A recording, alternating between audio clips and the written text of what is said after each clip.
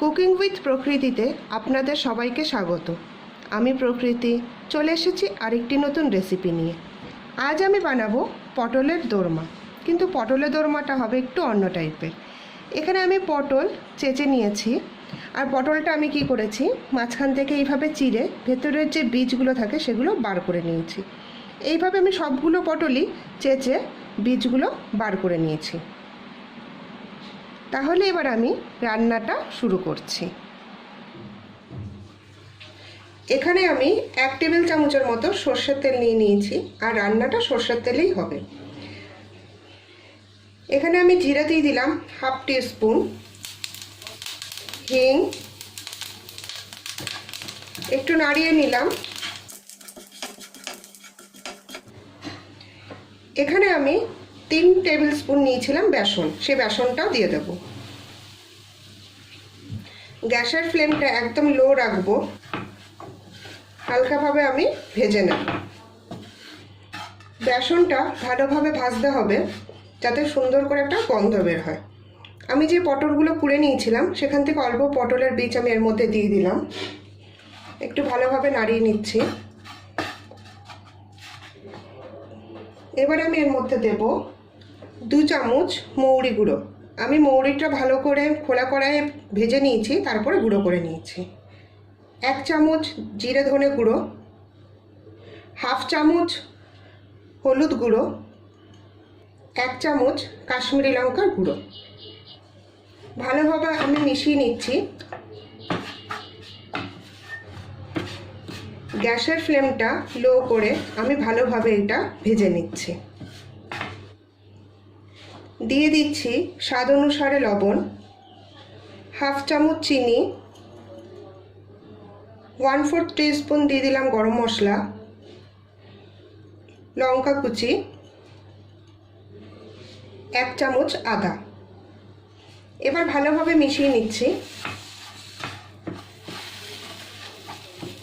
মশলাটা আমার ভাজা করা হয়ে গেছে আর মেলানো হয়ে গেছে, খুব সুন্দর একটা স্মেল বেরিয়েছে। এবার আমি কিছুক্ষণের জন্য মশলাটা রেখে দেব ঠান্ডা হওয়ার জন্য, তারপর আমি যাব নেক্সট প্রসেসে। এবার আমি এই পটলের মধ্যে এই মশলাটা ভরে নেব।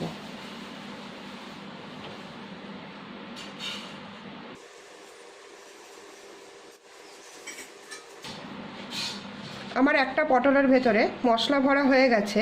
এইভাবে আমি বাকি পটলগুলোর ভেতরেও মশলা ভরে নিচ্ছি। সব পটলগুলোর ভেতরে আমার মশলাগুলো ভরা হয়ে গেছে। এবার আমি যাচ্ছি নেক্সট প্রসেসে। এখানে আমি 2 টেবিল চামচের মতো সরষের তেল গরম করে নিয়েছি। এবার একটা একটা করে পটল ছেড়ে দেবো।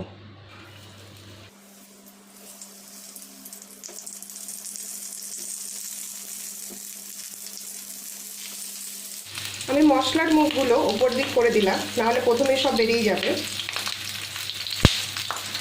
এবার আমি ঢাকা দিয়ে দিলাম, আর গ্যাসের ফ্লেমটা পুরো রান্নাতেই কম করা থাকবে। কিছুক্ষণ পর আমি আবার ফেরত আসলাম। এবার আমি পটলগুলো উল্টে দেব।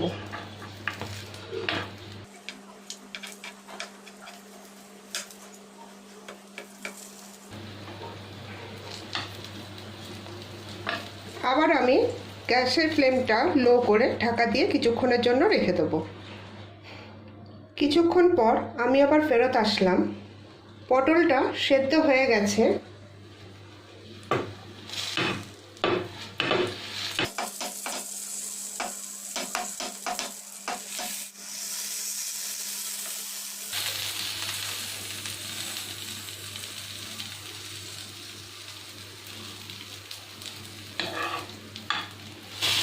এইভাবে আমি আরেকবার ভাজা করে নেব।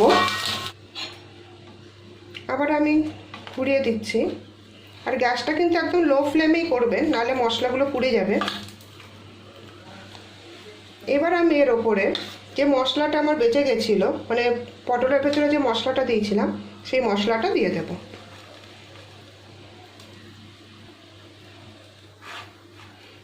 একটু মিলিয়ে নেব।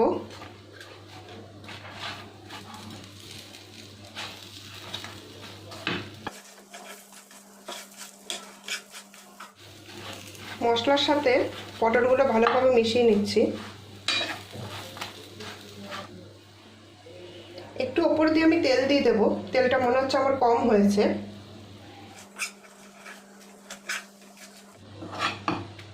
আমার আজকের রেসিপি পটলের দোরমা রান্না করা এখানে কমপ্লিট। আমার আজকের রেসিপি পটলের দোরমা রান্না করা কমপ্লিট। ভিডিওটা যদি ভালো লেগে থাকে তবে লাইক করবেন এবং আমার চ্যানেলটাকে সাবস্ক্রাইব করবেন। একদম নিরামিষ রুটি, পরোটা বা ভাতের সাথেও ভালো লাগবে। তাহলে আজ এই পর্যন্তই। নমস্কার।